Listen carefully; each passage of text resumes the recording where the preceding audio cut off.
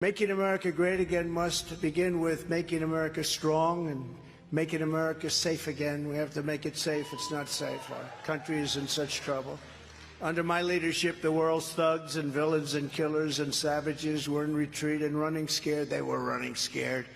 All because you had a president who stood up for America. We took a lot of heat for doing it, too, remember? We took a lot of heat, but we stood up to everybody, and we stood up for Israel, and we stood up for Judeo-Christian civilization and values. Hard to believe you take heat for that, right? Used to be that was a wonderful thing. Today you take heat. Now we'll turn that around. Just like I said years ago, we're going to turn Christmas around. Remember, the department stores they refused to use the word Christmas. They wouldn't say Merry Christmas. They'd say Happy New Year. They'd have red, they'd have everything perfect. I said, where's Christmas? And by the time we finished, they all had Christmas up there. But in 4 short years, I obliterated the ISIS territorial caliphate. They said it couldn't be done. I terminated its founder and leader, al-Baghdadi. They were after him for 14 years. We got him. We got him. I annihilated the senior ranks of al-Qaeda, never to be heard from again. I eliminated Iran's terrorist mastermind, Qasem Soleimani, who was killing our soldiers by the thousands and thousands. He's the father of the roadside bomb. He loved the roadside bomb. I withdrew from the Iran nuclear deal, crushed the murderous Iranian regime with sanctions, and starved Hamas. And we took Hamas and Hezbollah and all of the rest. We took them to task like nobody else has ever done. And they were behaving for 4 years. You didn't see any problems anywhere, including here. I never talked about it when it was happening. I'd be in 3 years, 3.5 years. I said, I don't want to talk about it. But as soon as I got out, I said, nothing happened for 4 years. We didn't have any problems. We got out of the wars. We won the wars. We defeated ISIS. We won all the wars and got out. We brought our great troops back home. I choked off the money to corrupt Palestinian organizations and stood with Israel like no president in history, recognizing the eternal capital, opening up the American embassy in Jerusalem, and recognizing Israeli sovereignty over the Golan Heights. That was a big deal. And with the historic Abraham Accords, we had peace in the Middle East. Can you believe that? We had peace until this character came along. He didn't know what he was doing. His name was Crooked Joe Biden. And under Biden, it's danger, death, and destruction all over the world. That's what it's been. It's been a disaster. Whether it's the borders, whether it's the Middle East, whether it's Ukraine, everything is broken. The whole world is broken. A great gentleman, the head of Hungary, he said something the other day. He said, they were asking him what would he recommend to Joe Biden to straighten out the world. He said, there's only one thing you can do.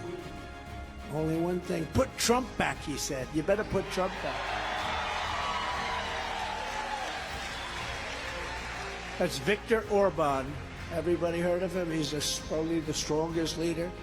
A very powerful man, but he said, put Trump back. We had no problems with China. We had no problems with the Middle East. We had no problems with anything. They respected him, but they don't respect this guy.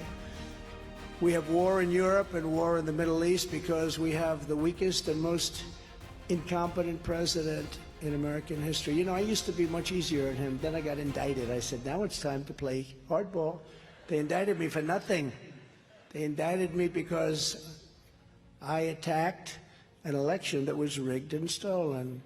And everybody knows it, just as they have done. How many Democrats said the same thing in 2016, right? But with them, it's okay. With us, we're not allowed to do that.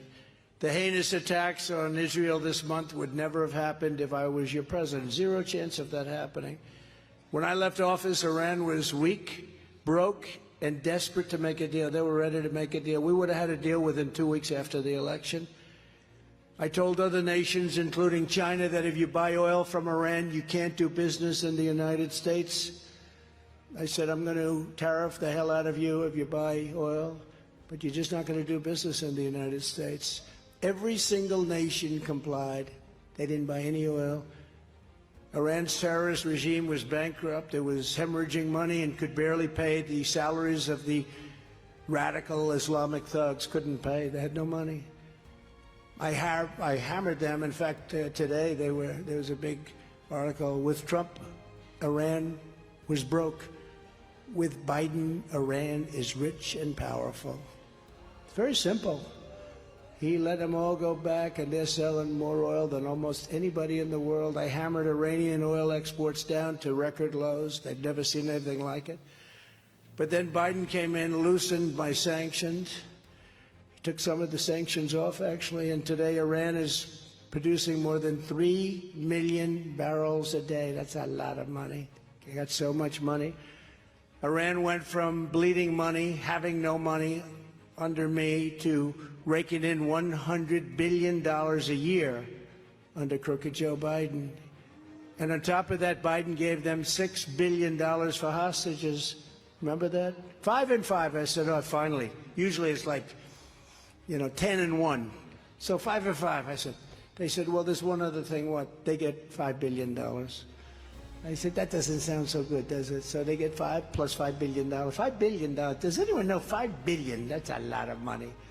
And now these tens of billions of dollars are being used to kill, kidnap, torture, rape, and murder innocent people. Would somebody please inform the worst president in the history of our country?